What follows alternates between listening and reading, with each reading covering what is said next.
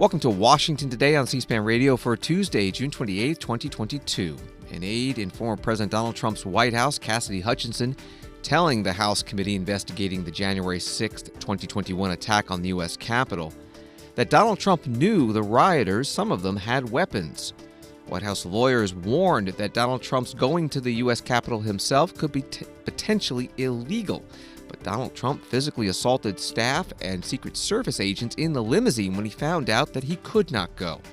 And Donald Trump was very reluctant to condemn the rioters or even tell them to leave and go home.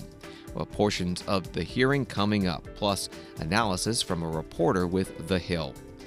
Also today, Health and Human Services Secretary Xavier Becerra outlining an action plan on abortion following the Supreme Court's overturning Roe v. Wade. That plan includes increasing access to medication abortion pills. President Biden condemning the human smuggling networks after the deaths of at least 50 people in a sweltering truck trailer outside San Antonio, believed to be migrants who crossed the U.S.-Mexico border. But many Republican leaders, including the governor of Texas, Greg Abbott, blaming what they call the president's open border policy. And President Biden flying from the G7 Leaders Summit in Germany to the NATO leaders meeting in Spain, a top issue at both forums supporting Ukraine in its war with Russia. And the NATO Secretary General Jens Stoltenberg announcing today that Turkey will no longer block Sweden and Finland from joining the NATO military alliance. Now to the House Select Committee investigating the January 6 attack on the U.S. Capitol. The witness today, Cassidy Hutchinson, 26 years old. She was a staff assistant at the Office of Legislative Affairs in the Trump White House before being promoted to special assistant to Donald Trump and advisor to White House Chief of Staff Mark Meadows. In this exchange at today's hearing with committee member Liz Cheney, Republican from Wyoming, Hutchinson describes how former President Trump knew that some in the crowd listening to his speech on the White House ellipse had weapons and that they planned to march to the U.S. Capitol. Ms. Hutchinson, we're going to show now an exchange of texts between you and Deputy Chief of Staff Ornato. And these text messages were exchanged while you were at the ellipse. In one text, you write, "But the crowd looks good from this vantage point as long as we get the shot. He was effing furious." And the text messages also stress that President Trump kept mentioning the OTR, an off-the-record movement. We're going to come back and ask you about that in a minute. But could you tell us, first of all, who it is in the text who was furious? The he in that text that I was referring to was the president. And why was he furious, Ms. Hutchinson? He was furious because he wanted the arena that we had on the ellipse to be maxed out at capacity for all attendees. The advance team had relayed to him that the mags were free-flowing. Everybody who wanted to come in had already come in, but he still was angry about the extra space and wanted more people to come in. And did you go to the rally in the presidential motorcade? I was there, yes, in the motorcade. And were you backstage with the president and other members of his staff and family? I was. And you told us, Ms. Hutchinson, about particular comments that you heard while you were in the tent area. When we were in the offstage announce area tent behind the stage, he was very concerned about the shot, meaning the photograph that we would get, because the rally space wasn't full. One of the reasons, which I've previously stated, was because he wanted it to be full and for people to not feel excluded because they'd come far to watch him at the rally. And he felt the mags were at fault for not letting everybody in. But another leading reason, and likely the primary reason, is because he wanted it full and he was angry that we weren't letting people through the mags with weapons, what the Secret Service deems as weapons and our weapons. But when we were in the offstage announce tent, I was part of a conversation. I was in the vicinity of a conversation where I overheard the president say something to the effect of, I don't effing care that they have weapons. They're not here to hurt me. Take the effing mags away. Let my people in. They can march to the Capitol from here. Let the people in. Take the effing mags away. Just to be clear, Ms. Hutchinson, is it your understanding that the president wanted to take the mags away and said that the armed individuals were not there to hurt him? That's a fair assessment. The issue wasn't with the amount of space available in the official rally area only, but instead that people did not want to have to go through the mags. Let's listen to a portion of what you told us about that. In this particular instance, it wasn't the capacity of our space, it was the mags and the people that didn't want to come through.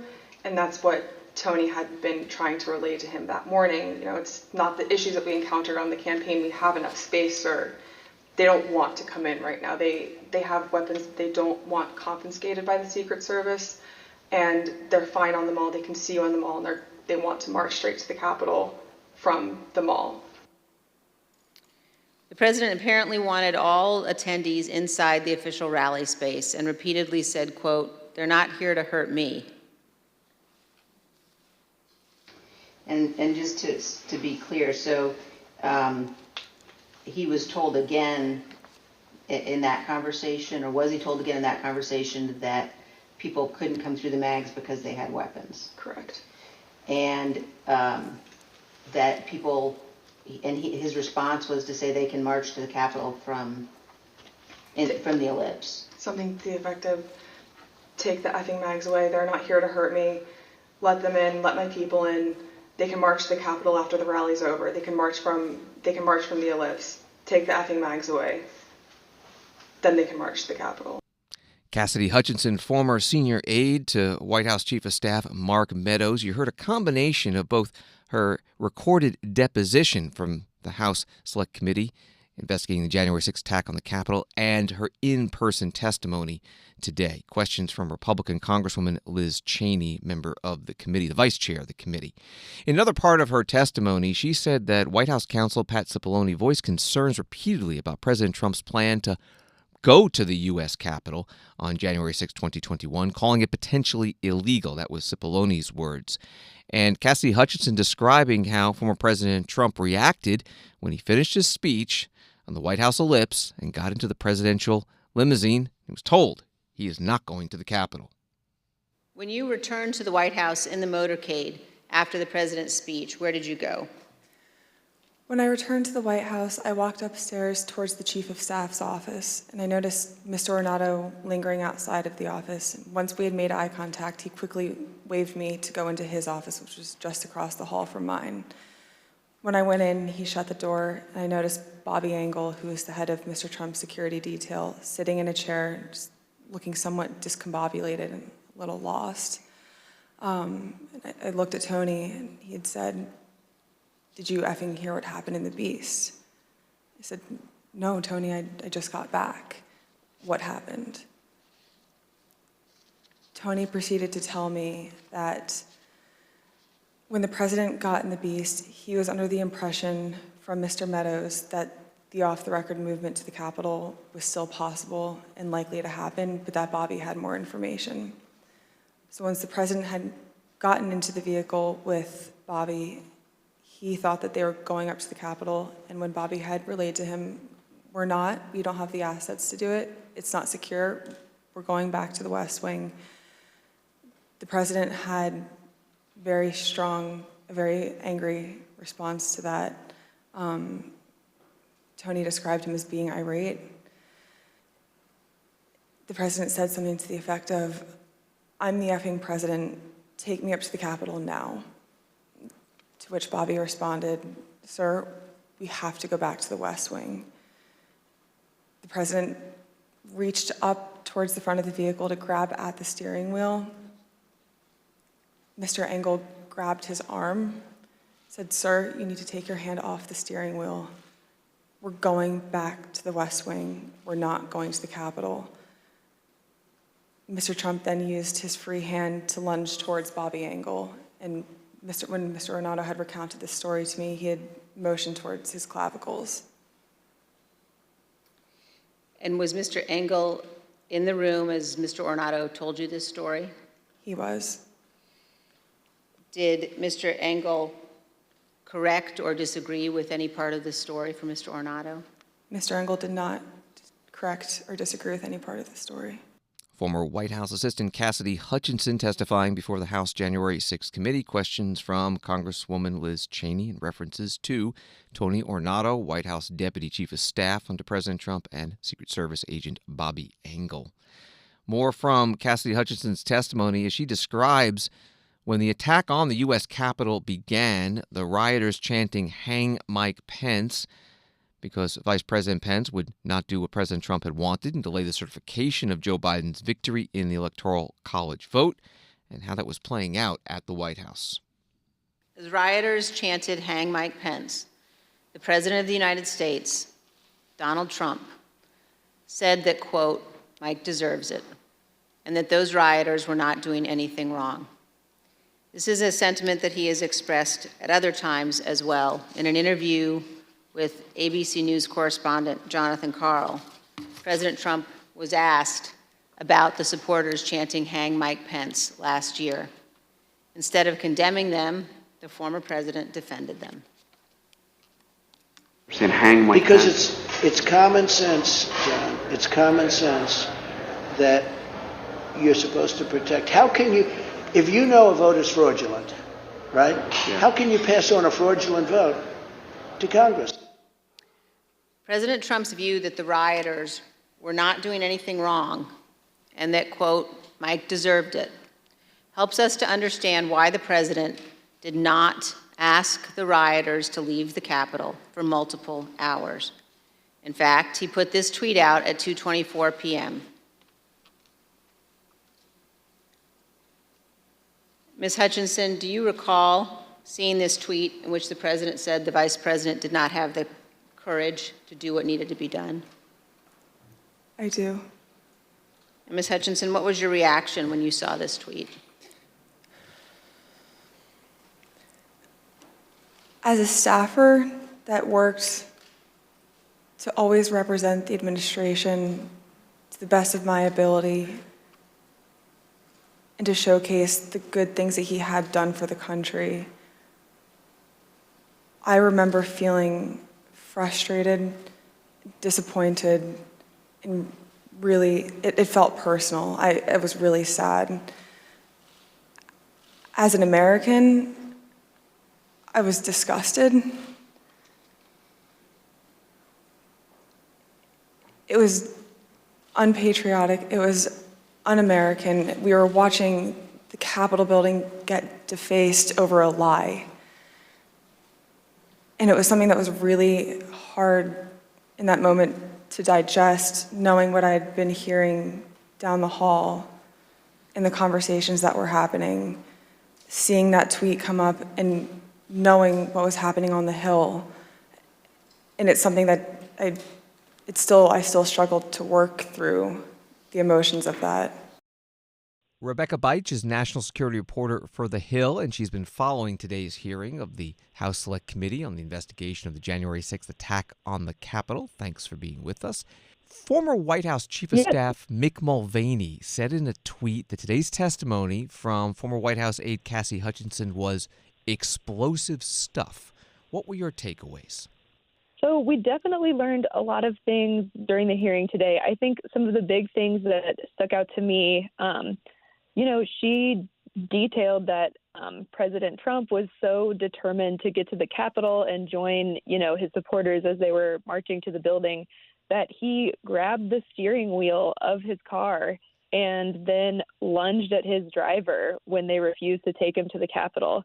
So that was a pretty stunning takeaway. But we also learned that the White House was, well aware of how heavily armed the crowd was, that Trump, was pushing back on wanting any screening, even though they were warned that there were weapons in the crowd.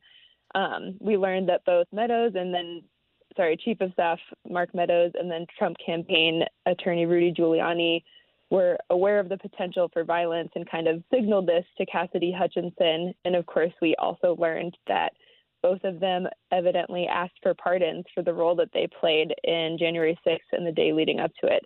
And then the committee closed out by disclosing some of the messages that have been sent to witnesses like Hutchinson, kind of offering intimidating sentiments to those that have been cooperating with the committee. On that point, Congressman Liz Cheney talking about that potential, I guess we'd call it witness tampering. Did they give any sense of how they plan to follow up with that? I don't know how they're going to follow up with it. Of course, the committee has indicated that, they can make referrals to DOJ. I think sometimes, that gets built up as being in a very official thing. Really, it's, a letter that they would send to DOJ as kind of a recommendation.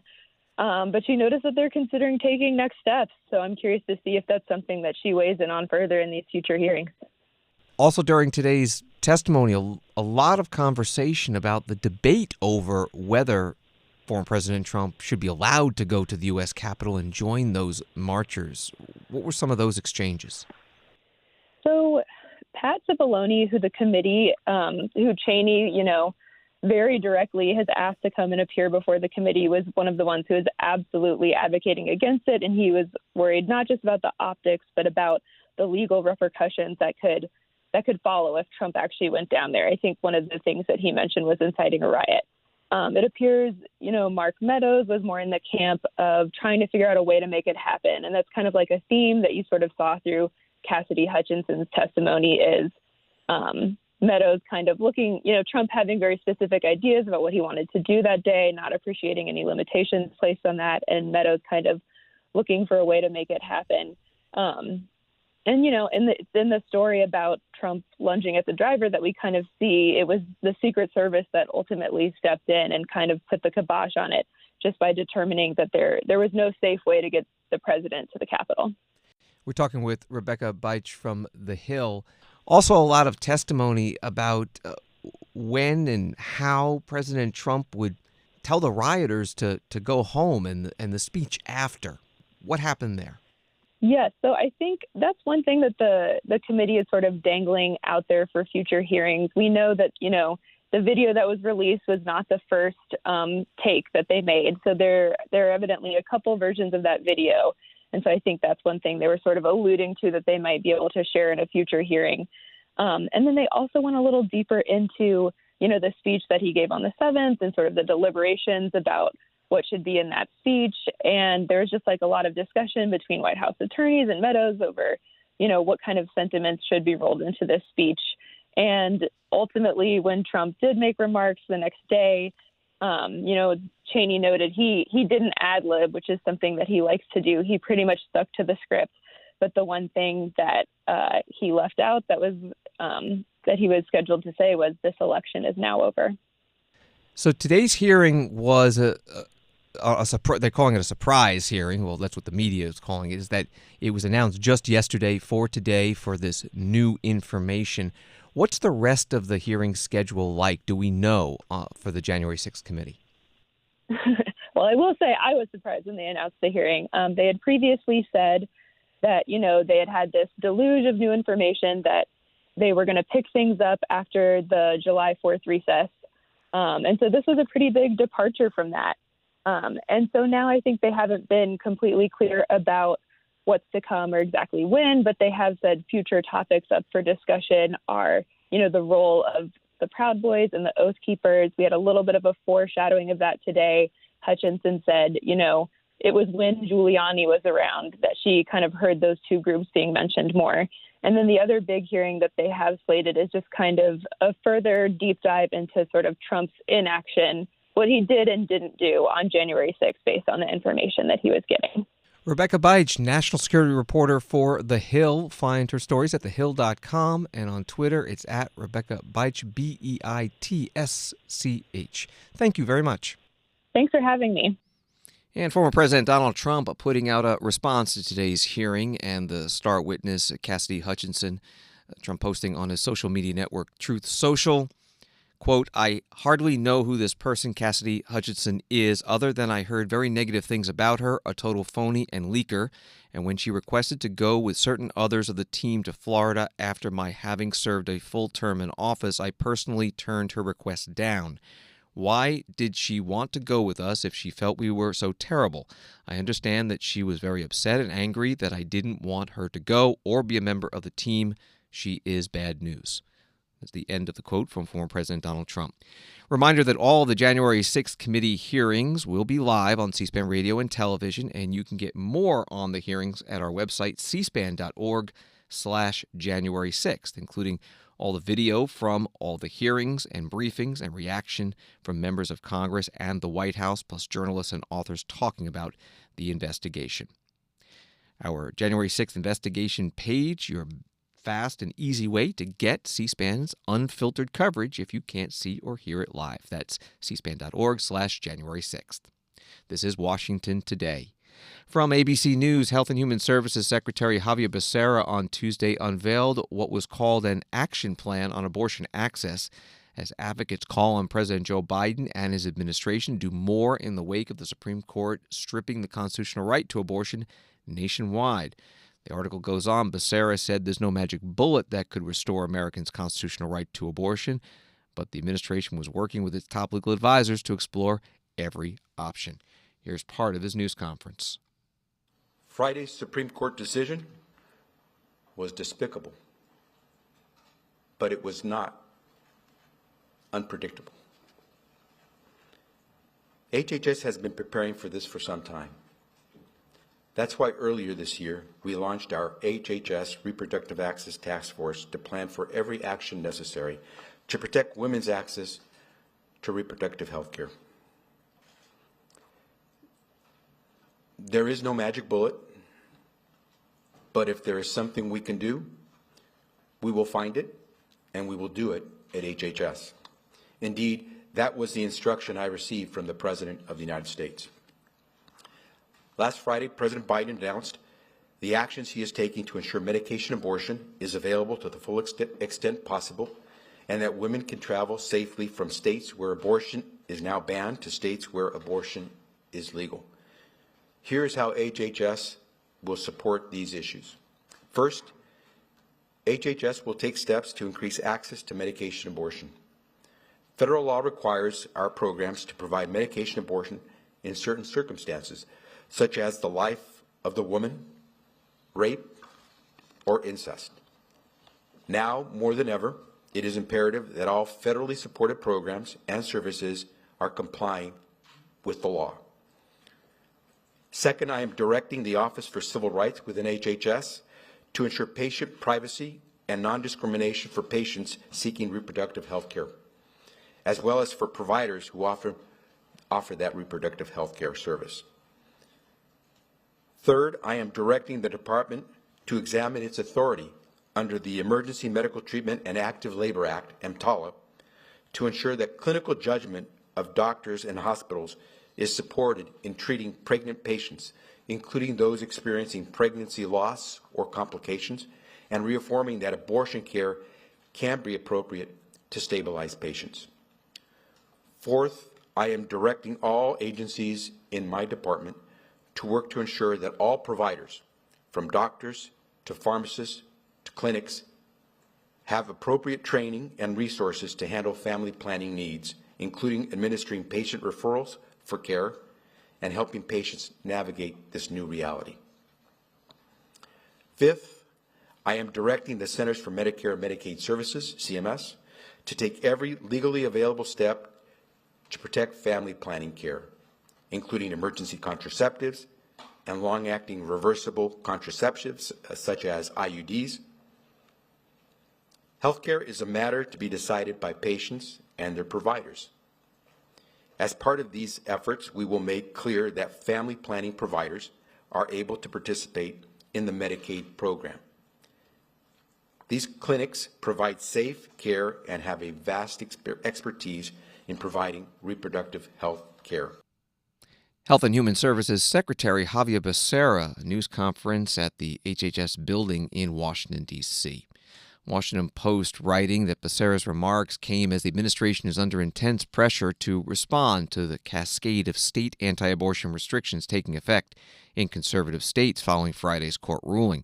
Abortions are already banned or mostly banned in roughly 8 states, according to the Washington Post tracker. Well, the situation on the ground is quickly changing. Article goes on, about 20 more states are expected to curtail the procedure in coming months. Abortion providers have already filed a flurry of lawsuits against the restrictions and won temporary relief in Utah and Louisiana. That from the Washington Post.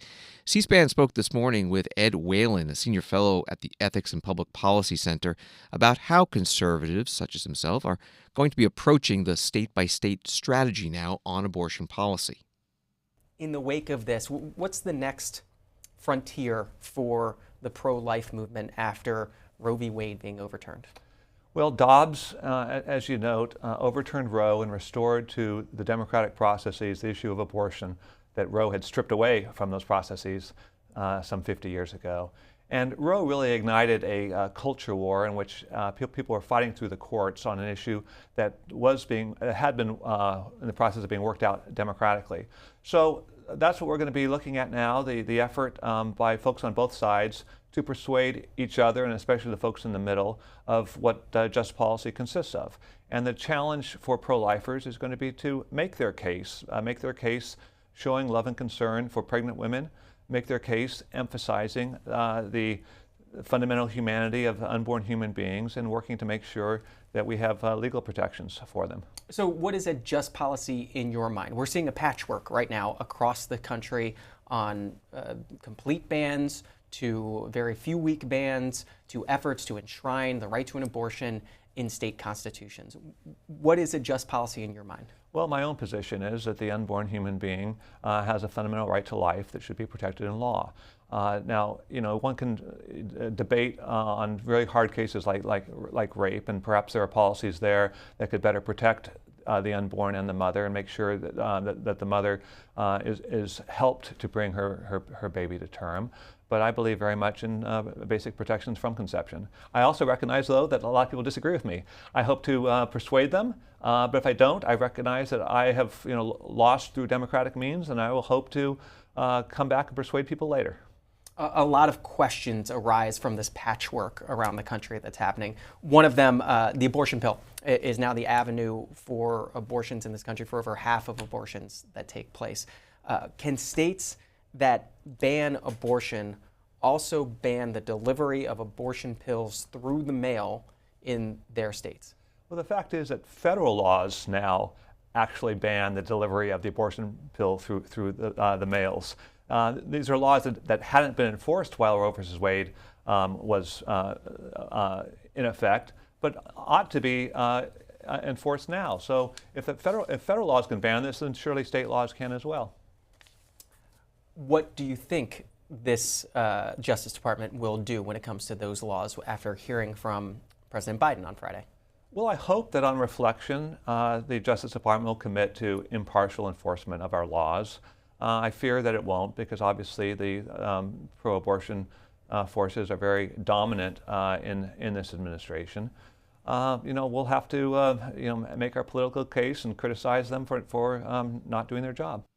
Ed Whalen is with the Ethics and Public Policy Center, joining C-SPAN on this morning's Washington Journal program. You can find our full discussion with him archived at our website at cspan.org.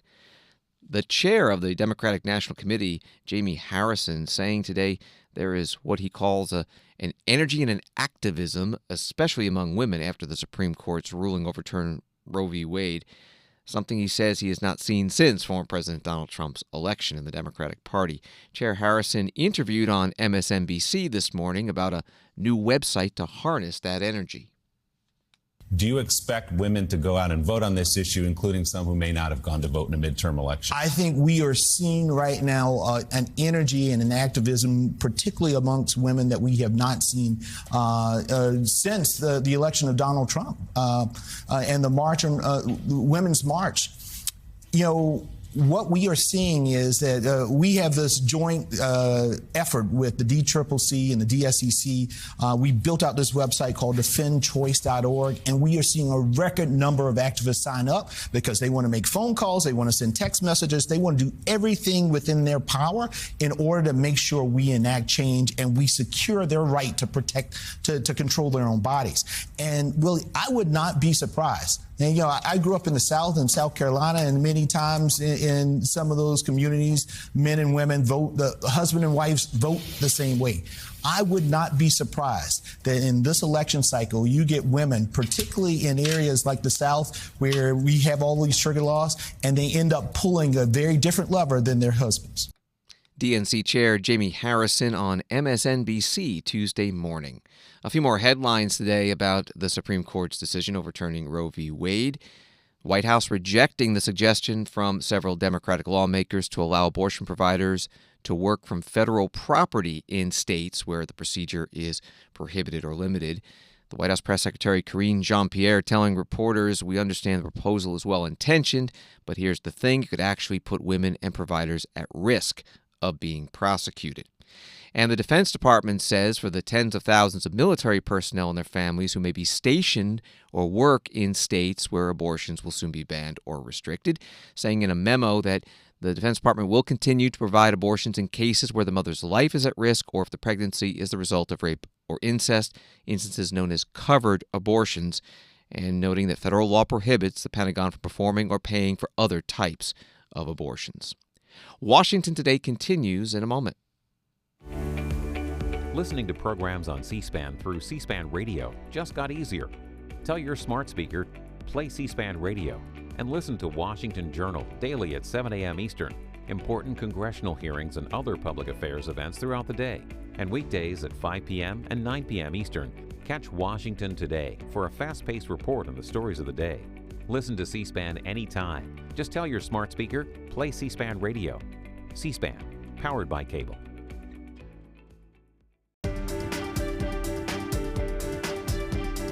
And welcome back to Washington Today, available as a podcast on the free C-SPAN Now mobile video app and wherever you get your podcasts. An article at USA Today, President Joe Biden on Tuesday condemned human smuggling networks that, quote, have no regard for the lives they endanger and exploit to make a profit. And the president defended his administration's border policies following the deaths of at least 50 people at a remote area outside San Antonio, Texas, believed to be where migrants had crossed the U.S.-Mexico border. Biden saying in a statement, this incident underscores the need to go after the multi-billion-dollar criminal smuggling industry preying on migrants and leading to far too many innocent deaths. 16 other victims taken to the hospital Monday after a tractor-trailer containing suspected migrants was found abandoned outside of San Antonio. Police said the deaths were the result of heat stroke or heat exhaustion. That from USA Today. Texas Governor Greg Abbott, a Republican, tweeting Monday night, at least 42 people, that was at the time, found dead inside truck carrying migrants in Texas. These deaths are on Biden. They're a result of his deadly open border policies. They show the deadly consequences of his refusal to enforce the law. Today, the White House Press Secretary Karine Jean-Pierre taking questions about this from reporters. It was on Air Force One as the president was flying from the G7 summit in Germany to the NATO summit in Spain. Republican lawmakers blamed the president and his policies for that loss of life. I was wondering if you have any response to that, and does the president believe that the continued his inability to lift border protections by those two federal court orders may have contributed to this tragedy? So 46 people died, right, in the state of Texas, and so and others, as I just mentioned, are still fighting for their lives. So we're still learning their names. Their families are still learning they lost loved ones, as when a tragic situation normally happens. We're focused on them, on the facts, and holding the human strugglers who endangered vulnerable individuals for profits accountable. And we're focused on continuing our historic actions to disrupt dangerous smuggling networks, including through new anti-smuggling campaign that just in the first 2 months resulted in over 1,800 arrests. But the fact of the matter is the border is closed, which is in part why you see people trying to make this dangerous journey using smuggling networks. Again, our hearts go out to the families at this time. We are going to stay focused on the facts and making sure that we hold these smugglers accountable. That's going to be our focus. The White House Press Secretary Karine Jean-Pierre speaking to reporters on Air Force One as President Biden was flying from Germany to Spain. Texas Governor Greg Abbott today on the Clay and Buck radio show. what happened is absolutely devastating, but also absolutely predictable because of Joe Biden's open border policies, where he's doing absolutely nothing to enforce the immigration laws of the United States. And when the president refuses to enforce the immigration laws, that empowers the cartels. And nobody comes across the border without the assistance of the cartels. The cartels assisted these people to get across the border, and then they get picked up on the Texas side by either a cartel member or someone working in conjunction with a smuggling operation. And they put these people into a truck like this and drove it to where it was eventually located. With regard to the numbers of people involved and things like that, I just got through talking right before I talked to you with the head of the Texas Department of Public Safety, and they are still working to finalize some factual details. And so I'm not going to give you something that would be guesswork. All I can tell you is this. What happened is a crime in the state of Texas, and we are working to make sure that we can locate anybody and everybody who deserves to be prosecuted for this crime. But also what I can tell you is that these deaths are on Joe Biden because of Joe Biden's policies that attract people to come across the border, signaling that the border is open. And people make this very dangerous trek, coming across the border, having no idea that they're going to be going into a situation where they could lose their lives like this. This tragedy occurred because of Joe Biden's reckless policies. Americans need to understand that. Governor Greg Abbott, Republican from Texas, today on the Clay and Buck syndicated radio program. Among those killed in that truck trailer outside of San Antonio were nationals from Mexico, Guatemala, and Honduras. Mexico's President Andres Manuel Lopez Obrador today blaming the deaths on trafficking, also what he calls a lack of control of the border, and poverty and desperation. As mentioned, President Biden arriving in Madrid, Spain for the summit of leaders of the NATO military alliance countries. We'll hear from President Biden in just a moment, but first, some news from NATO Secretary General Jens Stoltenberg earlier in the day at NATO headquarters in Brussels, Belgium, announcing that Turkey is no longer objecting to Finland and Sweden becoming NATO members. We have just finished a very constructive meeting with President Erdogan, President Niinistö, and Prime Minister Andersson. And I'm pleased to announce that we now have an agreement that paves the way for Finland and Sweden to join NATO. Turkey, Finland, and Sweden have signed a memorandum that addresses Turkey's concerns, including around arms exports and the fight against terrorism.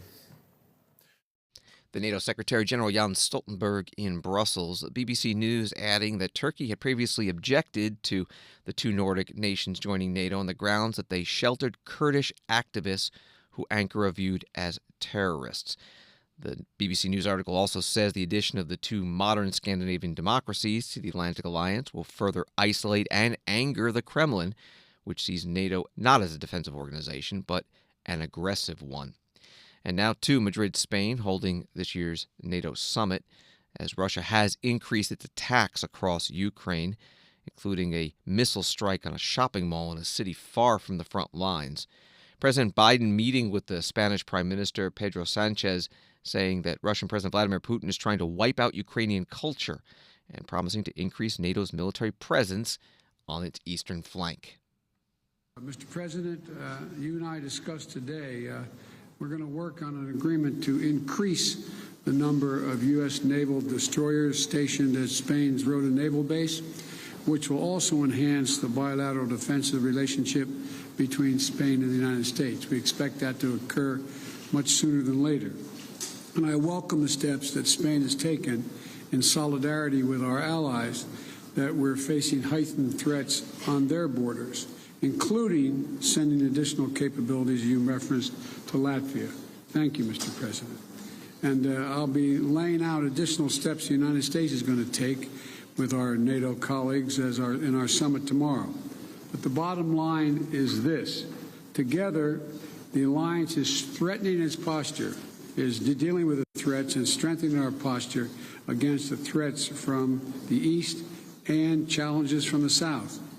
NATO is focused on all directions and domains, land, air, and sea. And, Mr. President, we also discussed how the United States and Spain and other allies are keeping needed weapons and equipment flowing to Ukraine. So they're standing up in ways that I don't think anyone anticipated, showing enormous bravery, enormous resolve. And we're continuing to tighten sanctions on Russia as well. We're providing assistance to the government and the people of Ukraine as they respond to this unprovoked assault on their lives and their democracies. Sometimes I think Putin's objective is just to literally change the entire culture, wipe out the culture of Ukraine, the kinds of actions he's taking. And I want to particularly thank you, Mr. President, and the people of Spain for the support you've shown in welcoming more than 140,000 Ukrainian citizens refuge here in Spain. That's remarkable, and it's a testament to your people.